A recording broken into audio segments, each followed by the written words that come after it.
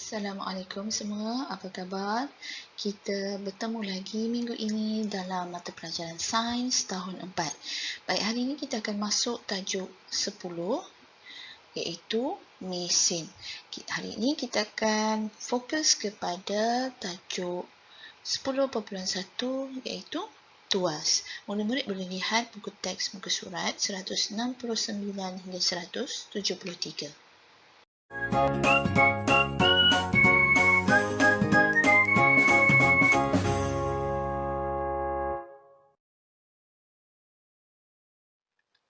Objektif pembelajaran kita pada hari ini ialah yang pertama, kita ingin mengenal pasti beban, fulcrum dan daya pada tuas dengan menjalankan aktiviti. Dan yang kedua, kita ingin mengitlak hubung kait rapat beban dari fulcrum dengan daya yang diperlukan. Baik, mari kita lihat muka surat 169. Pada muka surat tersebut ada ditunjukkan beberapa mesin yang kita gunakan dalam kehidupan seharian.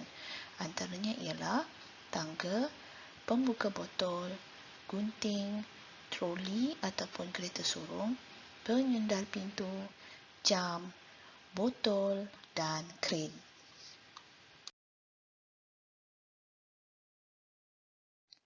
Baiklah, lihat situasi yang ada di dalam buku muka surat 170, di mana situasi tersebut Siva telah menggunakan pemutar skru untuk membuka tin cat.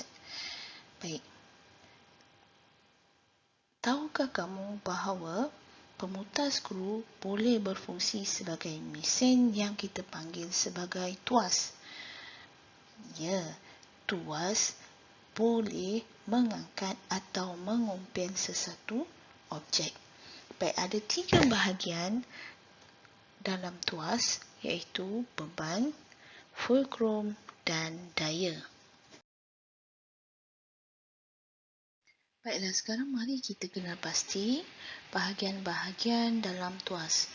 Beban di dalam situasi ini ialah penutup tin, manakala fulcrum ialah hujung pemutar skru yang menyentuh penutup tin, manakala tangan yang menolak pemutar skru ke bawah pula dipanggil sebagai daya. Tuas terdiri daripada beban, fulcrum dan daya. Antara contoh lain tuas ialah penyapu, tukul dan penyepit ais. Baiklah, mari kita lakukan satu aktiviti untuk mengenal pasti kedudukan beban, fulcrum dan daya. Baik, di dalam aktiviti ini, murid-murid akan diberikan 4 objek dan kita akan berbincang bersama-sama untuk menentukan kedudukan beban, fulcrum dan daya. Baik, lihat gambar rajah yang pertama. Diberikan sebuah penyepit ais. Baik, penyepit ais ini adalah sejenis tuas. Baik, di manakah kita letakkan ais? Betul, di sini kan. Jadi, itu adalah beban. Okey. Baik, di manakah kita selalu letakkan jari kita untuk menyepit ais? Mestilah di bahagian tengah ni, betul tak? Jadi, itu adalah kita panggil sebagai daya. Okey, daya. Kita kenakan daya di tengah-tengah penyepit ais ini. Manakala, betul, bahagian ini, bahagian di hujung penyepit ais ini adalah fulcrum.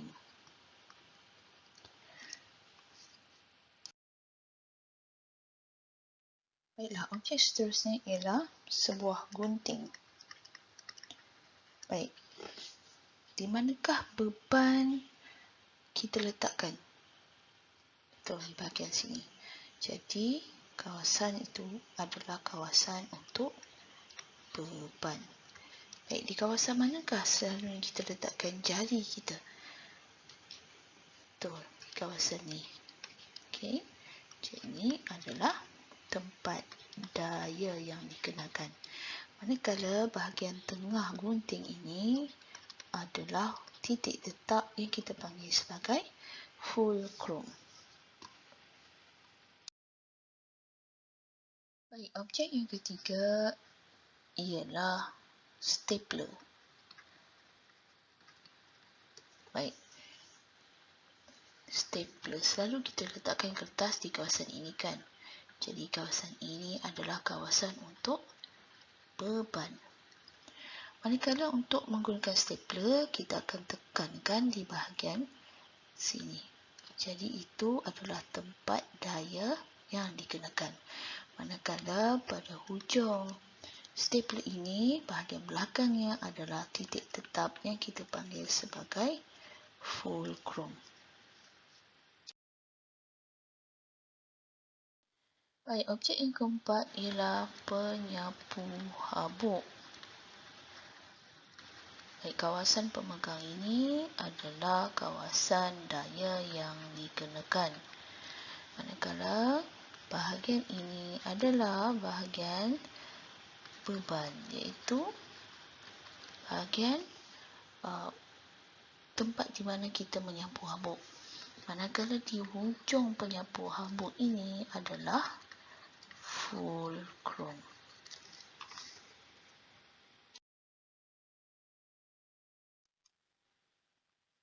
Baiklah, daripada aktiviti yang telah kita jalankan, adakah kedudukan fulcrum, daya dan beban sama bagi semua objek?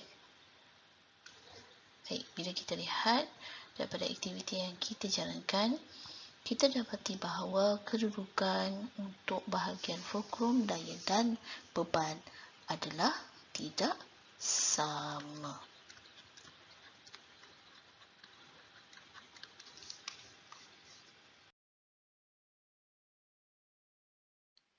Baiklah, mari kita jalankan satu lagi aktiviti untuk mengenal pasti hubung kait beban, fulcrum dan daya. Murid-murid boleh rujuk buku teks muka surat 172 dan 173. Untuk aktiviti ini, cikgu menggunakan mangga kunci sebagai beban, pembaris sepanjang 15 cm dan sebuah segitiga fulcrum. Untuk aktiviti 1, cikgu telah meletakkan fulcrum dari beban sejauh 13 cm. Mari kita lihat videonya. Daripada video ini, kita dapat lihat bahawa terdapat sedikit kesukaran untuk mengangkat beban tersebut. Untuk situasi B pula, cikgu telah meletakkan fulcrum pada jarak 9 cm dari beban. Mari kita lihat videonya. Cikgu dapati pada jarak tersebut, beban lebih mudah untuk diangkat.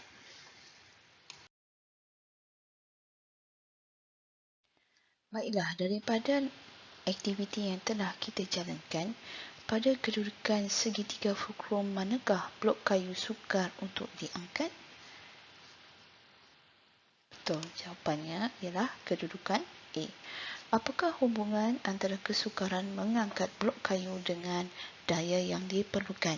Baik, untuk soalan ini, kesukaran mengangkat kayu adalah sebagai PM, manakala daya yang diperlukan adalah PB.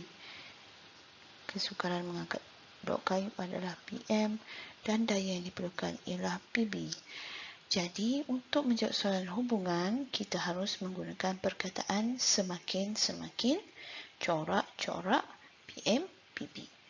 Jadi, jawapannya ialah semakin bertambah kesukaran mengangkat blok kayu, semakin bertambah daya yang diperlukan. Baik, daripada jawapan ini, kita boleh letakkan pemisah semakin corak-corak PM, PB. Baik, soalan yang ketiga, nyatakan hubungan antara jarak beban dari fulcrum dengan daya yang diperlukan. Baik, ini pun soalan hubungan, maka kita akan menggunakan formula semakin corak-corak PM, PB. Baik, daripada pernyataan ini, jarak beban dari fulcrum adalah PM, manakala daya yang diperlukan adalah PB. Jadi, jawapannya ialah semakin bertambah jarak beban dari fulcrum, semakin bertambah daya yang diperlukan.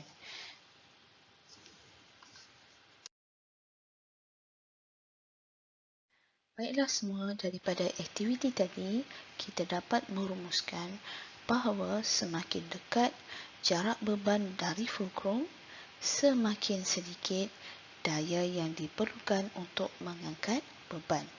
Ataupun semakin dekat jarak beban dari fulcrum, semakin berkurang daya yang diperlukan untuk mengangkat beban. Baik semua, sampai di sini sahaja penerangan daripada cikgu. Seterusnya, kita berjumpa lagi pada klip video latihan mesra digital. Selamat belajar. Sekian. Assalamualaikum warahmatullahi wabarakatuh.